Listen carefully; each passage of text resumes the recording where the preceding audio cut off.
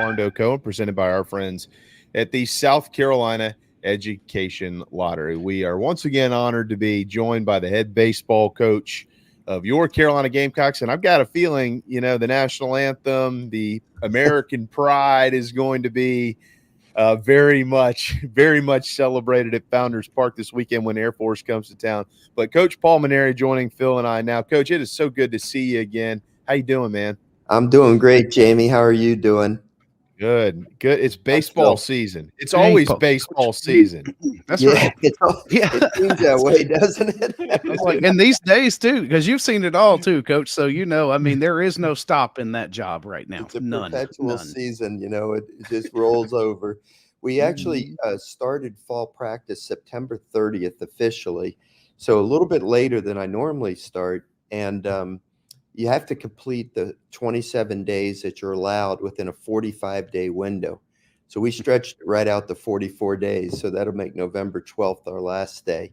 But everything's going great. I mean, I couldn't be happier, honestly, except for a couple guys with the little nicked up things, little pulled hammy here and that type of thing. But the guys have really played well. They've been very receptive to the new coaching. They're hustling all over the place. We're working them pretty hard, quite frankly, and they're embracing it. And the attitude's been tremendous, and I think we've got some good players out there, honestly. Coach, I was watching a video, I don't know, maybe a couple of weeks ago, and it was of you and the young guys teaching them the alma mater. And now some of them screwed it up. Some of them put their left hands in the air. It's got to be the right hand. It's always the right hand. So we got to get that fixed. All right. But you being the military background that you come from, I'm a baseball guy, so I understand the little things. Kind of walk me through that as a college head coach, especially in today's era where I feel like this world that we live in, right, with 10 million travel teams, everybody can start a team, everybody can go out and kind of do their own thing. And you never really know what type of baseball environment kids are growing up in anymore. Right, Coach? Right. What is that challenge for you, and how is it, and why is it so important to make sure that the little things are right, the cleaning the dugout, getting the, how you stand for the anthem, the alma mater, all these things that most people don't think about, that people are thinking about, like turning double plays and where your hands are when you're trying to hit the other way and this, that, and the other, but you're trying to get all these things right before you can ever get to the baseball side. Well, Jamie, I've just always believed, number one, that any kid that's worth his salt wants discipline in his life and wants to know somebody cares about him. And, you care about somebody when you hold them to a high standard and you demand out of them the effort that it takes to pay attention to the little things. I have a saying that I borrowed from Tommy Lasorda from many years ago: the little things add up to make a big difference. And so I say that about 100 times a day to the players. So I want them to know that the little things of how they catch a pop-up properly. It's not just did you catch the pop-up, but did you catch it properly? Because we know sometimes when the games are being played and there's 20,000 fans in the stands and the wind's blowing and the sun's really, really tough, you're just happy if you catch it. But if you do it the right way and strive for perfection, you know that perfection is unattainable, but along the way you're going to achieve excellence. You'll make that catch even if it wasn't perfectly done, if you do it perfect all the time in practice. So yeah, the little things start with, what kind of condition do you keep your locker room? How do you wear your uniform? How do you mentioned how to stand at attention for the national anthem. Yeah, that'll be the lesson on Friday, by the way.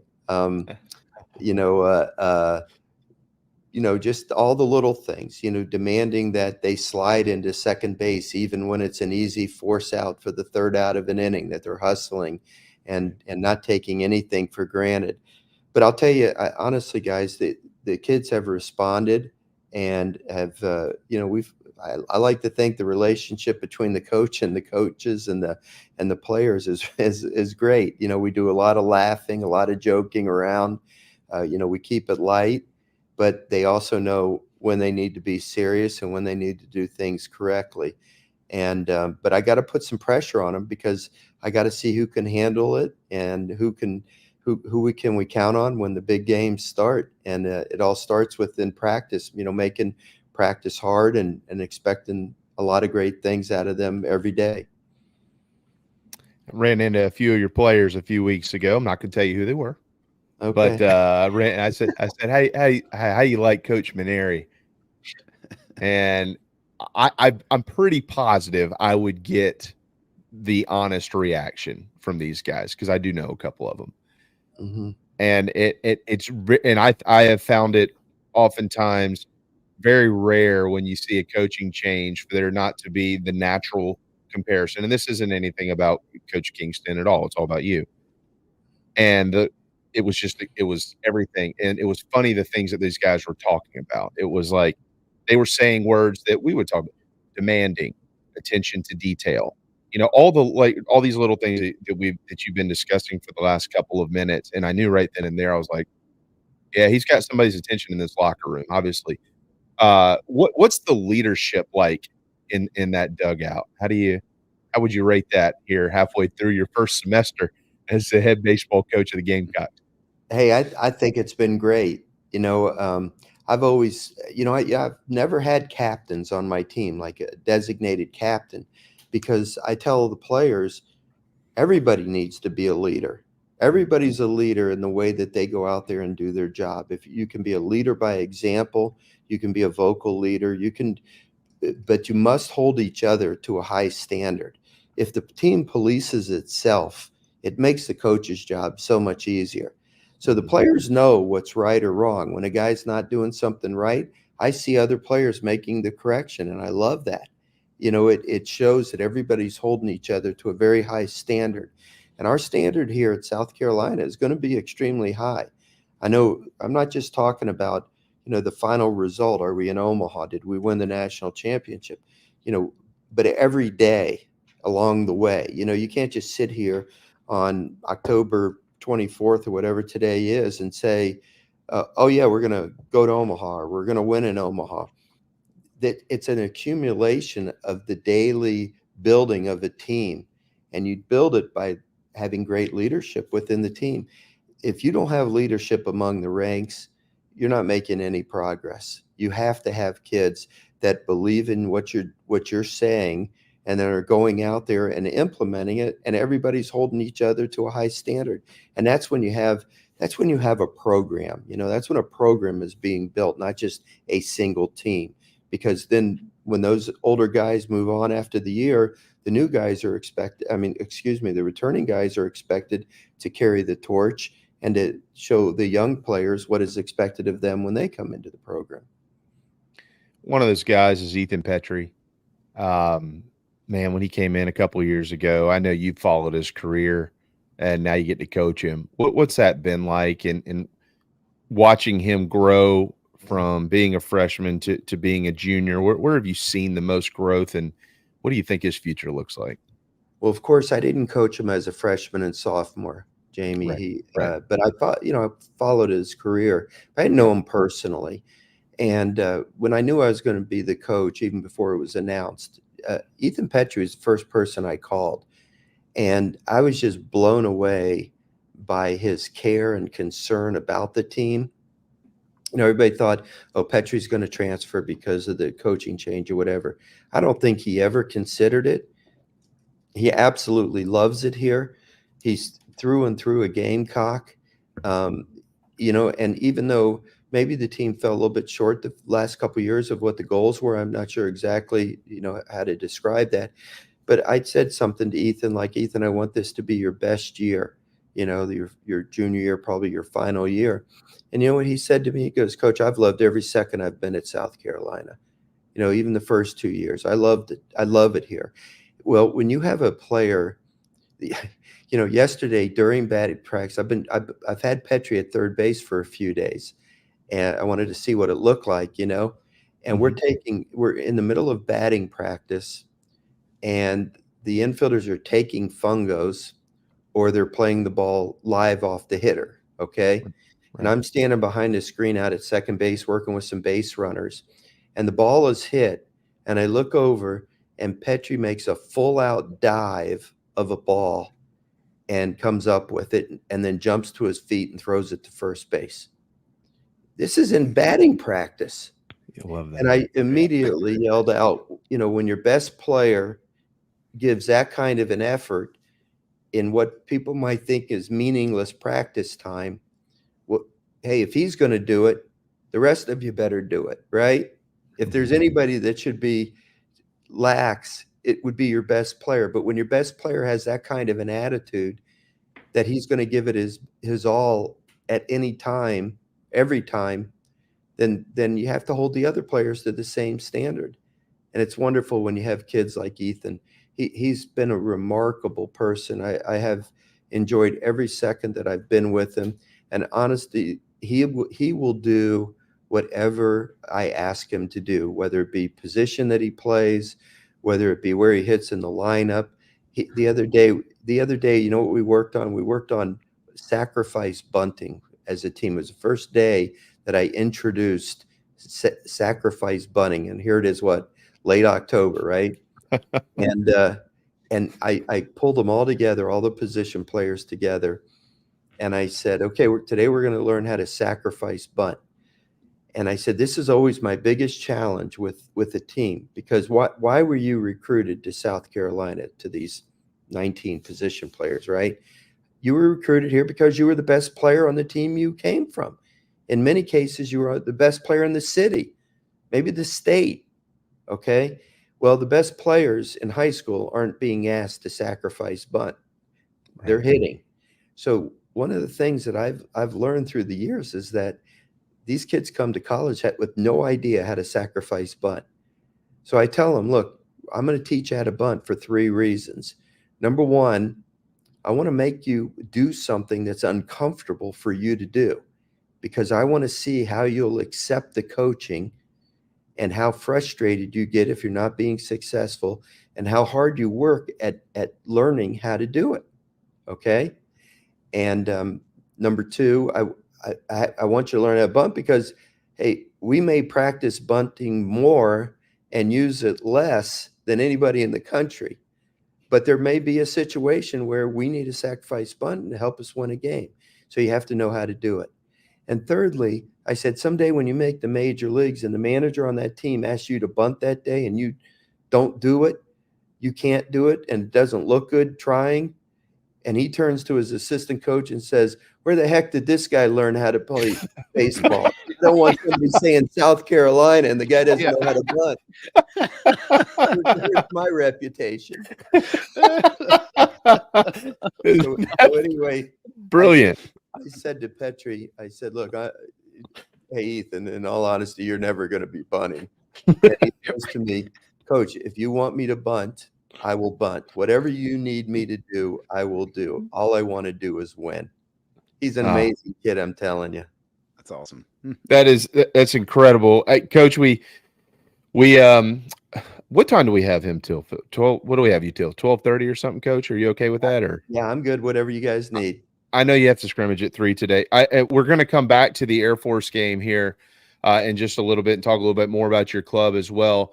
But coming up on Thursday, November the 7th, you're going to come down here to Charleston, and we're going to ambush you a little bit right here because we're going to bring Coach Holbrook on. Oh, and right now? Right now, and let you two talk ball. Hey, Chad. What's up, Coach? And let y'all fight out who's going to win the Battle of Riley Park between the Cougars and the Gamecocks. But we're doing everything we can. I think we agreed not to keep score. This is just going to be an exhibition.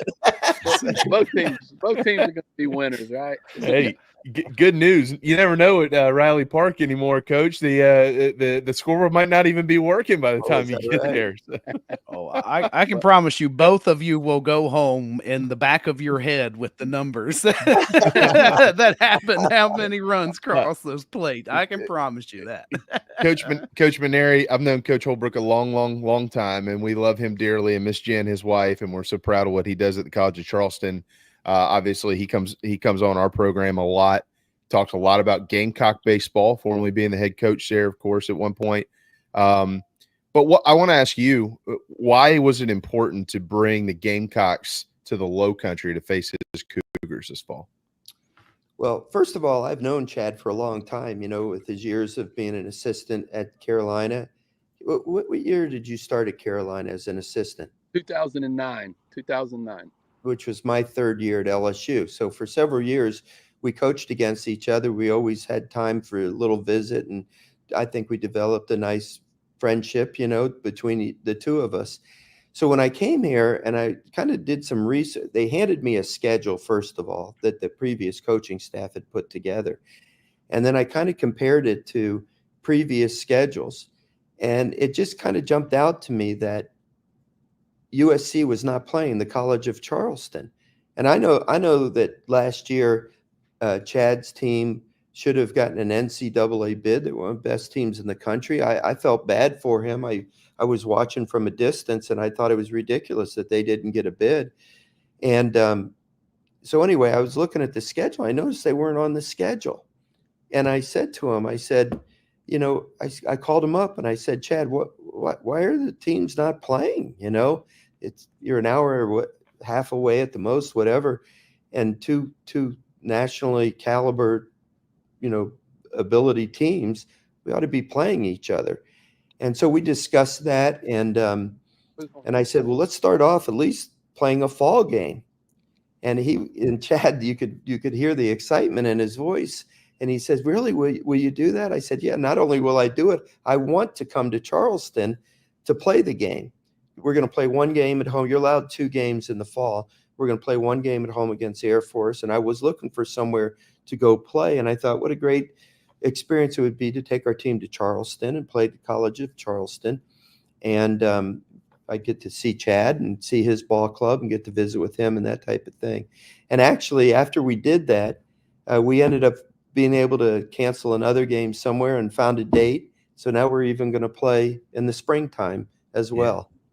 Yeah. Our schedule hasn't been released yet. I don't know if Chad's has, but we'll be releasing it soon. And we're going to be playing College of Charleston here in Columbia over at Sagra Park. I can't wait for that. I think Coach Holbrook, you and I have kind of talked about a lot of that off the air. So this is, I mean, Coach Holbrook, this state very well now. I mean, you did bring in a couple national championships. I mean, Coach Tanner understands if you never got to South Carolina, we wouldn't have any rings in Columbia. He tells me that all the time. Oh, yeah.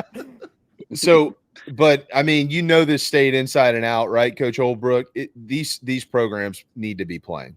Well, one of the things that Coach Tanner always taught me that and he taught me many things, but one of the first things he always said is, hey, as head coach of the Gamecocks, you need to play the other schools in the state. And he goes, it's great for baseball. It's great for college baseball. It's great for amateur athletics in the state. And it rings true. And, Coach Mainieri was so kind to reach out to me. I think it was maybe 48 hours after he was named the head coach. And, And I saw the name on the phone come across. I'm like, oh, this is going to be a cool conversation. I can't wait to talk to Coach Mainieri. And he immediately said, hey, let's start playing. And I was like, amen to this. It's always feel like the Gamecocks and the Cougars should play. And we're by no means one of the top programs in the state, but South Carolina is a flagship, the flagship program in the state.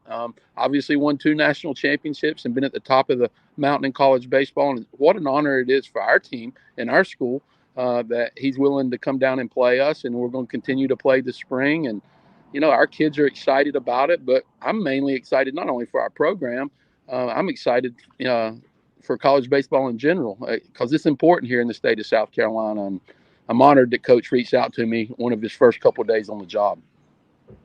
Yeah. Shouldn't the national guys be all over this? I mean, they should be paying attention to this, right, Coach Mainieri? Well, what Chad just described of what Ray told him when they were at South Carolina together is the same thing Skip Bertman told me when I was at LSU. LSU was the flagship university in the state, and he said it was important to take the team around the state. And, because you're promoting college baseball. And if coaches that do what's best for the game of college baseball generally have some success because they care about the right things. And obviously Chad was well mentored by Ray, and Ray was doing things the right way, and Skip did it the right way, et cetera. So it's important for us to continue those legacies and carry it on. And hey, I'm excited. Now we will keep scoring this spring. I'm not sure about this fall game. I think one of the cool things that's neat for our city being down in Charleston is I think we're close to 3,000 tickets already sold for a fall game, and Oh my! I think they're expecting 1,000 or 2 more the week of the game. So we're going to have a great, neat atmosphere, and it's fun for our kids to play in.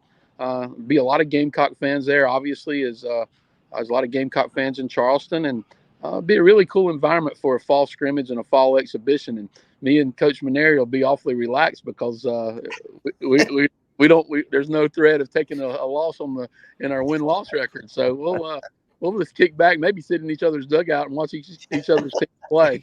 Hey, let's be honest. Hey, Coach Holbrook, let's be honest about this. All right, let's pick on Coach Mainieri for a second here. If you beat Coach Mainieri in the fall at Riley Park, there's going to be a segment of the fan base that wants Coach Mainieri out. That's not true. That's not true. Ain't nobody walking out of there that was calling for his head after that. I mean, that's how fickle it is, right? You know how it is, Coach Mainieri. You coached at LSU. You know better than everybody on the planet. It doesn't matter if you lose a fall game or a spring game. I think as coaches, we have this game in perspective. We're going to try to get a lot of kids some experience, and that game in March will obviously there'll be some emotions involved in that game, as it should be. Two really good baseball programs, and obviously our kids will be jacked just the opportunity to play the Gamecocks. But it's I love my relationship with Coach Mainieri. He was always so good to me when my teams came to when the Gamecocks played in Baton Rouge, and even when they came up to Columbia, we had some crazy battles and some incredible series. I get a lot of them when we were both ranked in the top 10. So he always treated me well. And as a former Gamecock myself, I was really thrilled to see he was named the head coach. I know he's going to carry on that incredible legacy of Gamecock baseball, and it means a lot to me that he would reach out to me and from a mutual respect standpoint and try to get us on the schedule. And means a great deal to me personally, but it also means a great deal to our players and to our schools. So kudos, Coach, and thank you for that. Well, thank you for your kind words, Chad. But our players are equally excited about playing College of Charleston and being in the city too. So it should be a lot of fun this fall. It's going to be an incredible atmosphere. There's going to be a ton of former players that will be there, and really looking forward to that. November the 7th is a Thursday evening down at Riley Park. 2 sevens, right? 14 No, innings, 114. Without a scoreboard. With no scoreboard. We can use the scoreboard. We're just not going to take a break between the 7th and 8th inning. It's just going to roll right in. But yeah, I'm sure Chad will be doing the same thing I'm doing, which is playing a lot of players. Everybody on our team will play. Well, I shouldn't say that. You probably only use 14 pitchers, but most of the guys will play, and they're going to play to they're going to play to succeed. They're going to play so that they play well and enhance their status on the team, or attempt to play well. But we're not going to be. I'm not going to be making moves that I typically would make in the spring to try to win the game. We want to see what guys can do. You're not going to see any intentional walks or pitch around anybody or anything like that. I'm just going to run the guys out there and let them play. Likewise, Coach, on our front, I can assure you we're not going to walk Petrie. We're going to throw it to him and see how far he can hit. We may work on some different plays, things like that. I hope Chad will bunt a couple times to make sure that it'd be good practice for us to have to defend a bunt, and we may try a hit and run play or have guys steal bases, those kinds of things. But, we're not going to have any pitchers extend or anything like that. So it really is an exhibition. And, one team may score more runs than the other. It won't really matter to us. I know ties are like kissing your sister, but I'd be happy with a tie. In some states that's all right, Coach. Yeah, Coach Holbrook, we'll let you. I know you're busy, man, and you're about to walk into a meeting, but we'll let you run. I'll catch up with you. We're gonna have Coach. You'll be back next week for something very special around here. So look forward to seeing you then. Thanks for having me on, Coach Mainieri. It's always great talking to you, and we'll see you in a couple weeks. Okay, Chad. Sounds good, buddy. Appreciate it. Thanks, Chad. Sorry to ambush you like that, Coach Mainieri, but that was great. Yeah, we figured you two together. You could handle it, but you are playing this weekend, and we want everybody to get out there for a 14-inning game, 4:00 on Saturday. So can you give everybody the gist of what else will be going on in addition to baseball, obviously with Air Force coming in? The baseball coach at the United States Air Force Academy, Mike Kozlowski, was actually on my first 3 teams at the Air Force Academy. His sophomore, junior, and senior years were my first 3 years. And he's an amazing, amazing individual. I probably don't know anybody else in the world like him. He is probably the most patriotic, hardcore all the way to the core with his beliefs in our country, in sacrifice, and what the military does, what his role as the baseball coach at the Air Force Academy is. They're going to try to play the best baseball that they can on the field, especially in the spring, and try to win the games. That they challenge the best teams in the country. I think they're starting the season this year with 3 at Florida, and then they go play 2 midweek games at Vanderbilt. I mean, they do these type of things every year, because he wants to challenge his players to win and to compete. On the fields of friendly strife, winning and losing happen. But what they are going to do for their job, losing is not an option. These are young men that have put their right hand up in the sky and taken the oath to defend this country. And they're going to many times put themselves in harm's way for people they don't even know. How can you not respect that? How can you not just be so appreciative of these young men and the coaches there for what they're doing for our country? And I had the great privilege to be the baseball coach there 6 years. And it was time I cherished, I will always cherish for the rest of my life. And Kaz was one of those kids that I coached. Well, he went to pilot training, and then somehow I pulled some strings and got him back to the academy as an assistant coach. I ruined his military career by doing that, I'm sure. But then he went off and flew C-17s, and in my opinion, he was a war hero. He did it during the flying over to Afghanistan and doing the things that he was supposed to do. And he's just the perfect coach for the academy. So when I came out of retirement and it was announced, I hadn't called Kaz to tell him, and he and I talk probably once a week. So he called me and he goes, "Are you crazy? What are you doing?" And I said, "I just couldn't stay away, Kaz. I had to do it." And he says, "Okay, let's play a fall game." Second thing out of the mouth. So I said, "Okay, well, let's see if we can find a date." So this coming Saturday, there's no home or away football game for the Gamecocks. Perfect. And I figured that it was later in fall practice, so our team will be prepared. And I just thought, we're going to give a little bit of a taste to the Carolinians about playing a service academy. Because in 2026, my second season here, when I could put the schedule together, I actually have the Air Force Academy along with West Point Army and the Naval Academy all coming in on the same weekend, and we're going to play a little round robin tournament here at Founders Park. Are you serious? Yeah, that's awesome. Really? Second weekend of the 2026 season. So this is going to give our fans a little bit of taste to celebrate our military. That weekend in 2026 will be considered the Military Appreciation Weekend, and we're going to do all kinds of things. When they're here, all three academies. But for this fall game, we are going to have the Wings of Blue parachuting team come in from the Air Force Academy. They're going to come in on a C-17 along with the team. And then before the game, the C-17 is going to drop the parachuting team in. And here, get this, guys. Mike Kozlowski, his son Mick, will be one of the jumpers, and he'll be jumping in with the game ball. Wow. That's How awesome. cool is that? That's Man, awesome. that is so Man. cool. Coach of one of the teams, his son is going to be jumping the game ball in out of the airplane. God, that is That's so cool. great. And the weather, I was just looking at the weather too. 87 is the high in Columbia on Sunday, which is unusually warm for this time of the year. Of course, naturally Sunday it's going to be 68. No, it's not. Is it really? Yeah. Yeah. You got the hot one, Coach. You got the hot day. That's right. That's all right. That's all right. Well, I think, listen, we're not charging admission, so Right. there's no football. Come on, you don't care about watching the other SEC games.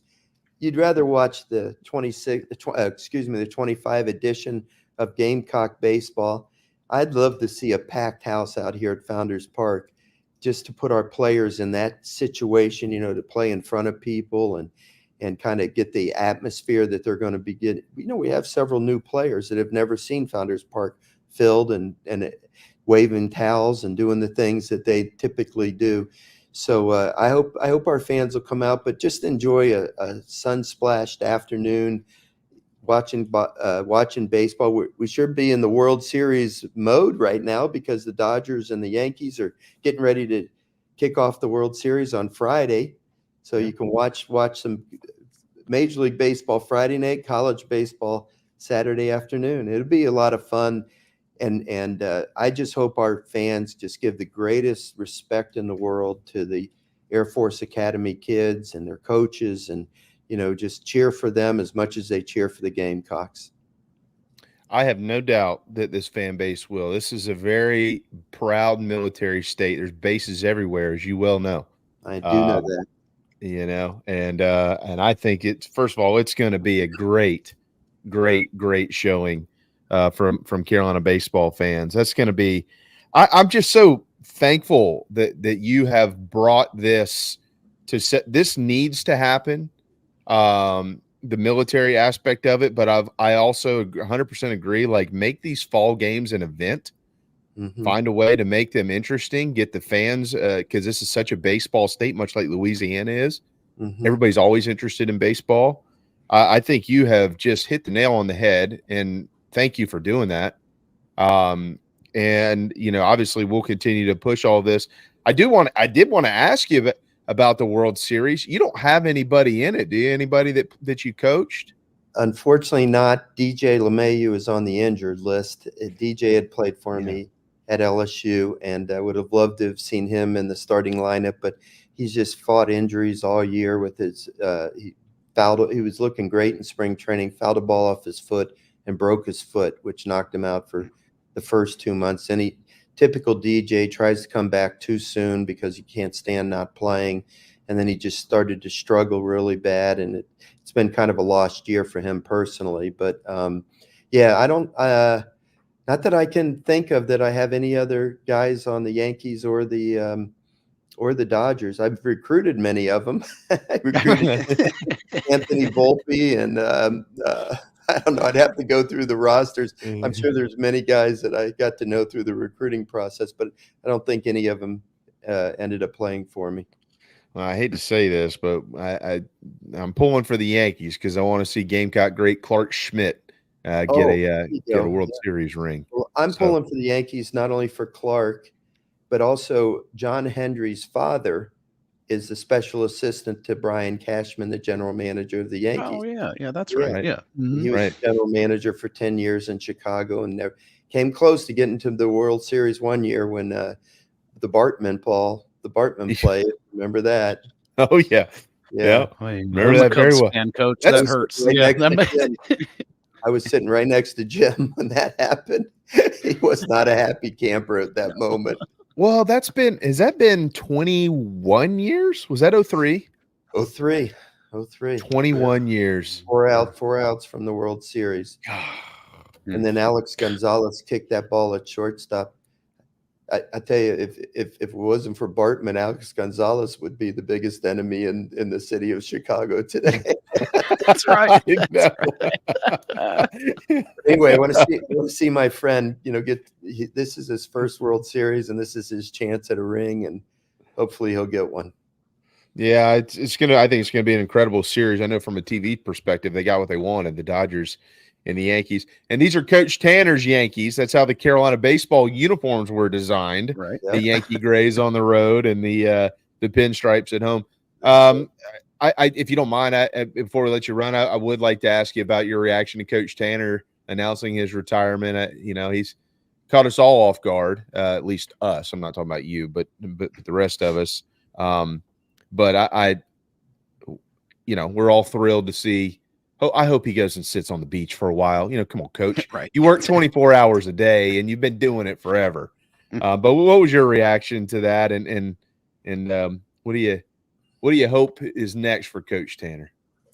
Well, in all honesty, I was as shocked as you were, Jamie. Ray and I have talked in private, about some things and some of his frustrations, and you could see it in his face, the stress and the tension, when things come up that athletic directors have to deal with. Even when he hired me, I could see that he wasn't the same old Ray Tanner I knew, because he was stressed about hiring a coach. And in fact, he hired 4 coaches in 1 week. And you could tell that it was taking its toll on him.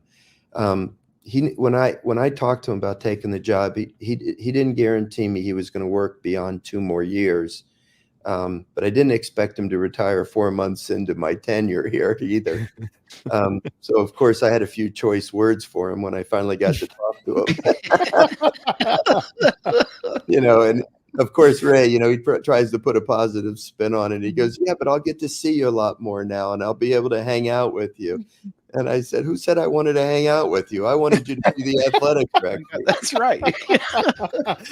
But, and I mentioned this at the press conference many times, Ray was a big reason why I decided to come out of retirement and take this job.